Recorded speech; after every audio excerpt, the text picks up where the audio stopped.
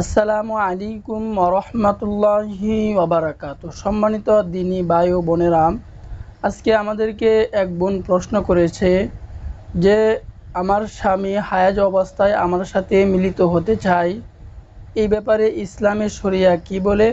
এই নিয়ে আজকে আমরা বিস্তারিত আলোচনা করব ইনশাআল্লাহ।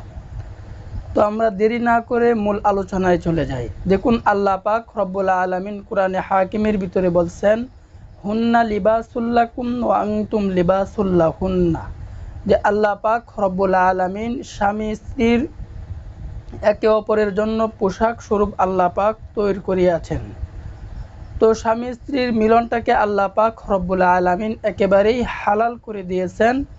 এর কারণটাই হচ্ছে যেন পুরুষ মানুষ যেন তার যৌবিক চাহিদা যেন সে অন্যায় রাস্তায় যেন সে গুনাহের কাজে যেন লিপ্ত না হয়, হালাল পদ্ধতিতে যেন তার যৌবনটাকে কাটায়। এই কারণে আল্লাহ পাক রব্বুল আলামিন স্বামী স্ত্রীর মিলনটাকে হালাল করে দিয়েছেন। দেখুন, আমরা আগে জেনে নেই, ইসলাম হচ্ছে এমন একটি ধর্ম যাতে ইনসাফ ভিত্তিক সব হয়, ইনসাফ ভিত্তিক বন্টন হয়, কাউকেই কোনো ঠকানো হয় না। আরবিতে একটি প্রবাদ বাক্য আছে, বলা হয় খয়রুল উমুরি আওসাতুহা, কাজের মধ্যম পন্থা অবলম্বন করাই হচ্ছে উত্তম। যে আমরা জানি মুসা আলাইহিস সালামের ধর্মের বিধান একেবারেই কড়াকড়ি ছিল। তিনার ধর্মের বিধান ছিল যে তোমার যদি কেউ একটি চোখ উপড়ে ফেলে তুমিও তার একটি চোখ উপড়ে ফেলো, তোমার যদি কান নষ্ট করে ফেলে তুমিও তার একটি কান নষ্ট করে ফেলো, তোমার যদি হাত ভেঙে দেয় তুমিও তার একটি হাত ভেঙে দাও। কাপড়ের যদি কোনো জায়গায় নাপাকি লাগতো তাহলে ওই অংশটুকুকে একেবারেই কেটে ফেলে দিতে হতো। এটা ছিল মুসা আলাইহিস সালামের ধর্মের বিধান। তো ঈসা আলাইহিস সালামের ধর্মের বিধান ছিল একেবারেই ছাড়াছাড়ি। যে বলা হয়েছে কেউ যদি তোমার একটা ডান গালে থাপ্পড় দেয় তাহলে তুমি বাম গালটাকে পেতে দাও, সে যেন আরেকটি থাপ্পড় দিতে পারে। এটা ছিল ঈসা আলাইহিস সালামের ধর্মের বিধান, একেবারেই ছাড়াছাড়ি। ইসলাম হচ্ছে এমন একটি ধর্ম যাতে বাড়াবাড়িও নাই, ছাড়াছাড়িও নাই, যাতে ইনসাফ ভিত্তিক সব হয়। তো আমরা দেরি না করে মূল আলোচনায় চলে যাই, যেহেতু আমাদের এক বোন প্রশ্ন করেছে। তো আমরা এই বিষয়ে আজকে বিস্তারিত জানব।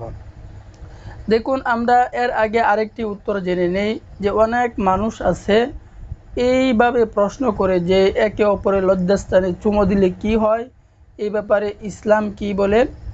দেখুন, এটা হচ্ছে একটা নাপাক স্থান, নাপাক বের হয়। যে ইসলামের যে কোনো ফতোয়ার কিতাবে এমন নাই যে এটাকে হালাল বা এটাকে হারাম বলে দিয়েছে, বরং অনেক উলামায়ে কেরাম এটাকে মাকরু বলে দিয়েছেন। তবে আমরা একজন মুসলমান মুমিন খাঁটি ইমানদার হিসাবে এই কাজ থেকে একেবারেই আমাদেরকে বিরত থাকতে হবে। এই বিষয়ে নবীজি সাল্লাল্লাহু আলাইহি ওয়াসাল্লামকে সাহাবীগণ কখনোই প্রশ্ন করেন নাই। যদি করতো তাহলে অবশ্যই রাসূল সাল্লাল্লাহু আলাইহি ওয়াসাল্লাম সাহাবায়ে কেরামদেরকে নিষেধ করে দিতেন। তাই আমরা এই কাজ থেকে একেবারেই সম্পূর্ণ একেবারেই মুমিন হিসাবে একজন খাঁটি মুসলমান ইমানদার হিসাবে আমরা এই কাজ থেকে বিরত থাকব। অনেক ভাই প্রশ্ন করে, তো আমরা আজকে জানতে পারলাম আমরা এই কাজ থেকে একেবারেই বিরত থাকব। তো আমরা আরও কিছু কাজ আছে, এই কাজগুলো থেকে আমাদেরকে লজ্জা নয়, জানতে হবে, বুঝতে হবে। আরও অনেকগুলা কাজ আছে যে চারটি সময় আমাদেরকে স্ত্রী মিলন থেকে একেবারেই আল্লাহ পাক যেহেতু হালাল করেছেন, তার মধ্যে আবার কিছু বিধান আল্লাহ পাক হারাম করে দিয়েছেন, যেই সময়টিতে আমাদেরকে স্ত্রী থেকে একেবারেই পৃথক থাকতে হবে। এক নাম্বার হচ্ছে যখন একজন মহিলা একেবারেই প্রচণ্ড আকারে সে অসুস্থ হয়ে পড়ে, তখন যৌন চাহিদা থেকে একেবারেই আপনাকে বিরত থাকতে হবে। আমরা একটা হাদিস জানি, রাসূল সাল্লাল্লাহু আলাইহি ওয়াসাল্লাম বলছেন যে কোনো পুরুষ যদি তার যৌবিক চাহিদার জন্য কোনো মহিলাকে ডাকে, তার স্ত্রীকে ডাকে, সে যদি না আসে তাহলে ফেরেশতারা তার জন্য বদদুয়া করতে থাকে। এমন একটি হাদিস আমরা শুনছি। তবে এই হাদিসটা এই সময় কার্যকর হবে না। তাহলে এক নম্বর সময় হলো যখন প্রচণ্ড আকারে সে অসুস্থ হয়ে পড়বে, ওই সময় যৌবিক চাহিদা থেকে আপনাকে বিরত থাকতে হবে। দ্বিতীয় নম্বরে হলো আপনার মাসিক অবস্থায় এই সময়টাতেও আপনাকে মিলন থেকে একেবারেই পৃথক থাকতে হবে। তৃতীয় সময়টি হলো পশ্চাৎ, অর্থাৎ পিছনে রাস্তা দিয়ে মিলন করা থেকে আপনাকে একেবারেই বিরত থাকতে হবে। কারণ আল্লাহ পাক রব্বুল আলামিন কোনো মহিলার পশ্চাৎ দিয়ে কেউ যদি সহবাস করে, তাহলে আল্লাহ পাক রব্বুল আলামিন তাকে অতি তাড়াতাড়ি ধ্বংসের মধ্যে ফেলে দিবেন। তাহলে এই সময়টিতে আমাদেরকে একেবারেই মিলন থেকে একেবারেই বিরত থাকতে হবে। লজ্জা নয়, আমাদেরকে জানতে হবে। অনেক মানুষ জানে না, এই কারণে অনেক ভুল করতেছে। তাহলে আমরা এই সময়গুলো থেকে একেবারেই বিরত থাকতে হবে। তো আমরা এবার আসুন মূল আলোচনায় চলে যাই। যখন একজন পুরুষের যৌবিক চাহিদা পূরণ করতে যায়, ওই সময় যদি আপনার ওই আল্লাহ পাক রব্বুল আলামিন যে বিধানটা দিছেন, সেই বিধানটা অর্থাৎ মাসিক অবস্থায় যদি কেউ করে, তাহলে আল্লাহ পাক রব্বুল আলামিন সে অনেক ধ্বংসপ্রাপ্ত হবে। তবে যেহেতু বোন প্রশ্ন করেছেন, এর উত্তরটা হলো যে সে এই ক্ষেত্রে, মহিলা ওই ক্ষেত্রে তার স্বামীকে একেবারেই সহযোগিতা করবে।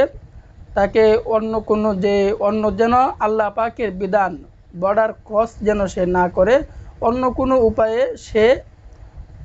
সে যদি তৃপ্তি লাভ করতে পারে অন্য কোনো উপায়ে, তাহলে অবশ্যই এই ব্যাপারে ইসলামের কোনো নিষেধাজ্ঞা নাই। এই কারণে তার স্ত্রী তাকে এই ব্যাপারে একেবারেই সাহায্য করা দরকার, তার যৌবিক চাহিদা পূরণ করা দরকার। না কারণে অর্থাৎ এই পুরুষটা হয়তোবা সে গুনাহের কাজে মাইল হয়ে যাবে, ইসমাইল হয়ে যাবে, গুনাহের কাজে সে চলে যাবে। এই কারণে একজন স্ত্রীর কর্তব্য হলো তাকে অন্য কোনোভাবে, যেভাবেই হোক, তাকে যৌবিক চাহিদা পূরণ করা।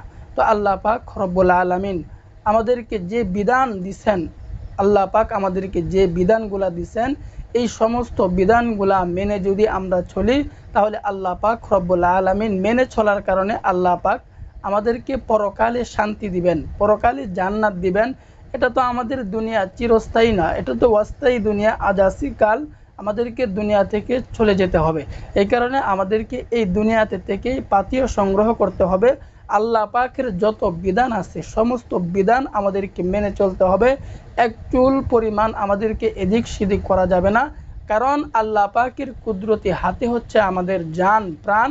আল্লাহ পাক যদি চান, সাথে সাথে আমাদের জান আল্লাহ পাক নিয়ে নেবেন। এই কারণে এই দুনিয়াতে থেকে আল্লাহ পাকের যত বিধান আছে সমস্ত বিধান মেনে কিন্তু আমাদেরকে চলতে হবে। যদি না চলি, তাহলে আল্লাহ পাক রব্বুল আলামিন আমাদের জন্য তৈরি করে রেখেছেন পরকালে জাহান্নামের শাস্তি সকলকেই ভোগ করতে হবে। এই কারণে আল্লাহ পাক রব্বুল আলামিন আমাদের সকলকেই এই দুনিয়াতে থেকে ঈমান আমল খাঁটি করার এবং মজবুত করার আল্লাহ পাক আমাদেরকে সেই তৌফিক দান করুন। আমিন।